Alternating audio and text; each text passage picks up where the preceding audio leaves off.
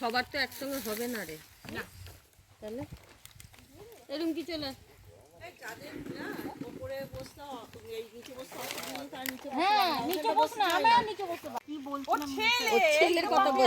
ওই চাবি দিতে গেছে, চাবি দিতে গেছে। দীপানিতা আশরফি দে সস দে, এই স্যালাড দে, দে গিয়ে দিয়ে ওই দিকে করে নিচে।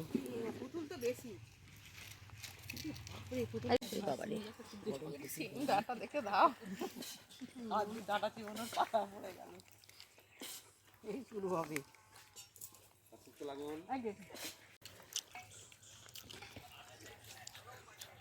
আমি ঠিক আছে, আমি ছেলেকে পাঠাচ্ছি।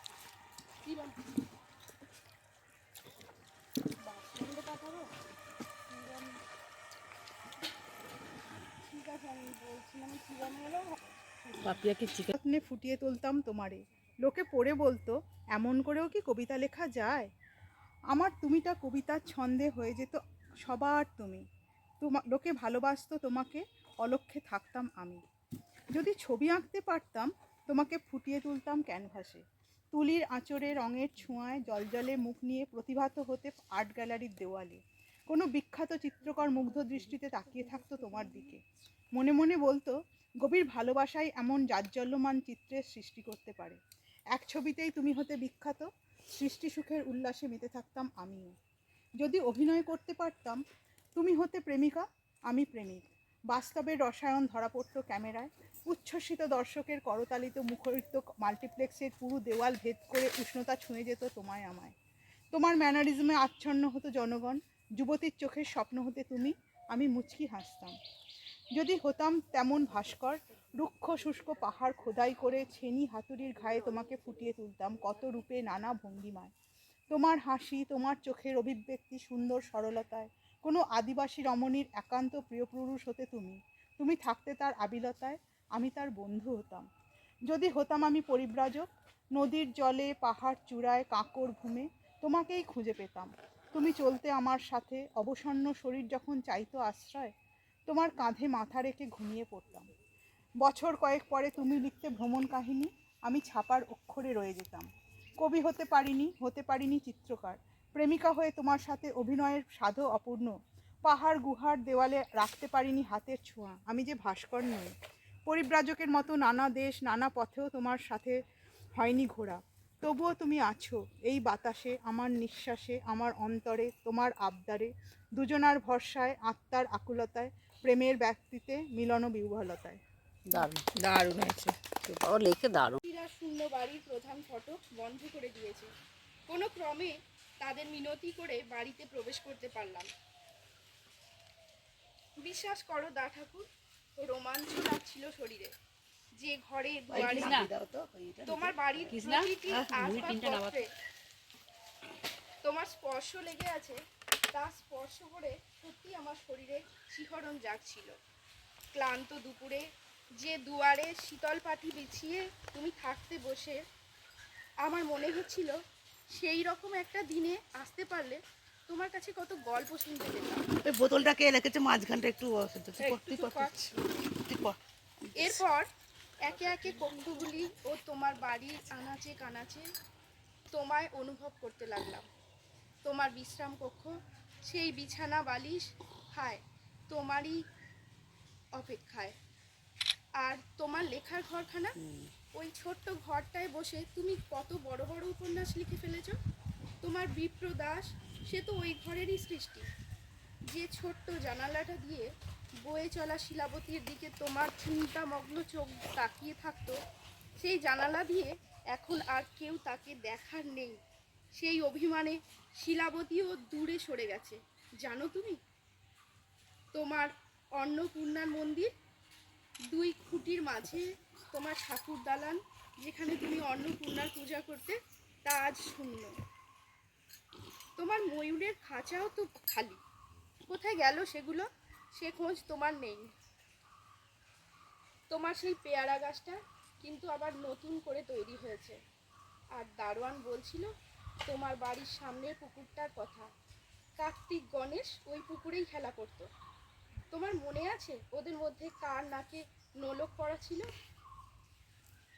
আচ্ছা, তোমার বাড়ির পিছন দিকটা অত অন্ধকার করে রেখেছো কেন? সেই পিছনের দ্বার দিয়ে বিপ্লবীদের আনাগোনার সুবিধার জন্য? তুমি তো বেশ রাসবিহারী বাবু আর সব বিপ্লবীরা যে প্রায়শই এখানে আসেন থাকেন, তাদের গুরুত্বপূর্ণ আশ্রয়স্থল হয়ে গেছে এটা, তা তো সবাই জেনে গেছে গো। যাক, তুমি যেখানেই থাকো সাবধানে থেকো, ভালো থেকো। আমার সশ্রদ্ধ প্রণাম নিও, তোমারই অনুরাগী।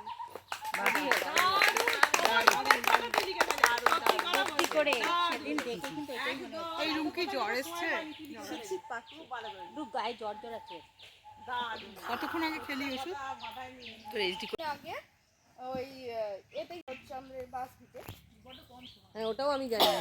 খুব কম সময়ের মধ্যেই যা হোক করে আর কি দেখা হলো। হ্যাঁ, সেটাও একটা সংযোজন। তো যাই হোক, ওই ব্যাপারটা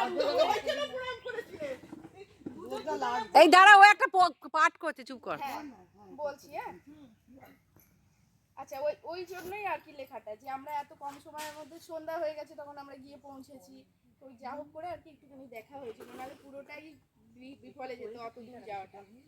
তো চিঠি, আমি একটা চিঠি লিখেছি, মানে ডায়েরির পাতা থেকেই এটা পাঠ করছি, যেহেতু আমরা সেদিন সবাই অনেকেই ছিলাম, মানে সেই একসঙ্গে। তো লেখাটা কি বলবো, শরৎচন্দ্রকেই। শ্রী চরণ কমলেশু দা ঠাকুর, আশা করি কুশলে আছো। কতদিন থেকে ভাবছিলাম তোমার বাড়ি যাব। শেষে একদিন পৌঁছেই গেলাম তোমার সামতাবেরের দেউলটির বাড়িতে। কিন্তু ভুল হলো তোমাকে না জানিয়ে যাওয়াটা, তোমার সঙ্গে দেখা হলো না। আমিও আমার সহচরীরা যখন গিয়ে পৌঁছলাম বিদেশি বাদামটা একদিনও কাজু, একবারও কাজু হয়েছে?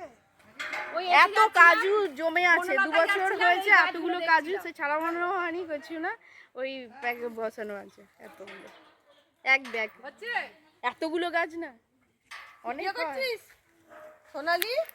আমারটা করেছিস?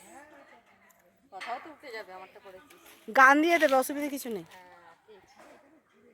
দোলে দোদুন দোলে দুলো না দিয়ে দিবি। দোলে ঝুলনা, দোলে দোদুন দোলে ঝুলনা, দোলে রাধা দোলে, দোলে রাই দোলে, দোলে রাই দোলে ঝুলনা, দোলে দোদুন দোলে, দোলনা দোলনা দোলে ঝুলনা। না বাড়িতে এই, আমি আসছি না তো।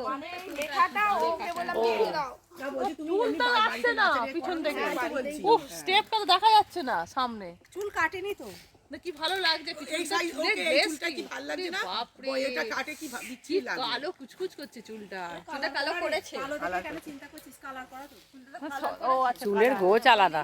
কি কালার করেছিস দেখ, কি সুন্দর লাগবে কিন্তু, বল না রে। এই দিনে তাড়াতাড়ি খিদে পেয়েছে, দে না, দে না। এই ওকে তাড়াতাড়ি দিয়ে ওর খিদে পেয়েছে। ব্রাউন কালার খুব ভালো লাগে। না না, তোমার ভালো লাগে, চিকচিক করছে, লাল লাল মতন করে দেখো highlight পাকা দিচ্ছে। সেটা তো লাল লাগে, কিন্তু আমার highlight দিচ্ছে। এই সোনালি, আলুর দমটা নিয়ে দে একটু করে। দেখ, আর দেবো তো তুমি? দে না, তাড়াতাড়ি করে, হাত চালা না। বকো না, ওর কালো। বাট হ্যাঁ মানাবে না সত্যি, ওর মতো ফর্সা তো নয়, ওর মতো ফর্সা হলে ব্রাউন কালার হলো ভালো। সবার মুখটাই ওরকম হয়ে গেছে। এই দে বলছি না, জ্বালা করছে, এই দে ছড়েছে। একটু গিয়ে কিছু দিবি কোন জায়গায় পড়তে হবে। ওই যে অ্যালোভেরা গাছ আছে রে। দে আমাকে দে। সহচরি দাও। কিছু কাজের নেই, কিছু কাজ সবাই মিলেই দেবে একসঙ্গে, জানো? এই মুড়িগুলো কি সুন্দর। এটা দিয়ে তেলে ভাজা মুড়ি খাড়ি দেখ। ও বললো তো এখানে মুড়ির কারখানা আছে। দেখ না, আর মুড়ি দেবো তোকে? না না, আমাকে দে না, আমাকে দে। এনে হ্যাঁ, ওটাই মুখে দাও। আরে দে, আমাকে দে, গেবি দেখে দে। আর না, এটা সুগার। ব্যাস ব্যাস ব্যাস ব্যাস। কি সুন্দর গন্ধ উঠছে। এই আমাকে সাইডে দেবে, বেশি বেশি একটু তেলে ভাজা দিয়ে বেশি ভালো লাগে। হ্যাঁ রে, শুকনো ওই তেলে ভাজা দিয়ে হেভি লাগে। পেঁয়াজ কুচনো শুকনো। পুতুল দেখবি। ওই আমাকে সাইডে দেবে, না না, আমাকে 2 পিস, বেশি গ্রেভি দেবে না, একদম না, 2 পিস আলু শুধু। কালো পিঁপড়ে না লাল? একটু দূর থেকে নে। দূর থেকে কাঁঠাল বাগান। দাঁড়া, তুই তুলে ও দারুন। আয় তবে সহচরি, আজকে আমরা সবাই গ্রুপের পিকনিক আছে, গেট টুগেদার আছে মিত্রার বাড়ি। আজকে মিত্রার বাগানে আমরা এসেছি গেট টুগেদার করতে। আয় তবে সহচরী সব মিলে আমরা সবাই কলমের গাছ আজকে এখানে সারাদিন আনন্দ করব। এত সুন্দর পরিবেশ, গাছ গাছালি দিয়ে পুরো ঘেরা। Welcome welcome welcome welcome to Mitra's house. চলো আর এই দেখ কাঁঠাল মুচিটা কি সুন্দর ঝুলছে রে। এই দেখ এখানে দারুণ ওটা লাগছে কাঁঠাল মুচিটা। তো অনেক কাঁঠাল হয় মিত্রা, শুধু ছবি তুল, শুধু ছবি তুলে বসতো, ছবি তুলে বেশি মুত্রা হয়, বেশি হয়নি কাঁঠাল, দুটো চারটে হয়েছে। না এটাকে পুরো কেটে দেওয়া হলো গতবারে ওই দেখ ওখানে রান্না হচ্ছে, ওই দেখ এখানেই করে দিচ্ছে। বাহ ভালোই তো, গরম গরম করে দিচ্ছে। না না ঠিক করেছে। মানে কি বাড়ি এটা? কাদের বাড়ি? না ওটা আমাদের গোডাউন। ও ভারী হয়েছে চাতালটা দারুণ পাওয়া যাবে। কি ঠান্ডা এখানে, গরমকালেও শীত মানে গরম করবে না, এত গাছের ঠান্ডা। বাগান বল কি সুন্দর। এটাই এরকম একটা নিজের বাগান থাকলে আর কোথায় যাবি ফিস্ট করতে? এইটাই বাগান, এটাই রিয়েল বাগান। কি নেই গাছ। ওইদিকেও তো আছে। হনুমান না ভেতরটায় ঢোকে না পাঁচিল দিয়ে বিবেকানন্দ হয়ে যাবো। এখানে একটা অন্ধকার আছে। একদিকটা যাবো। না আমি জানি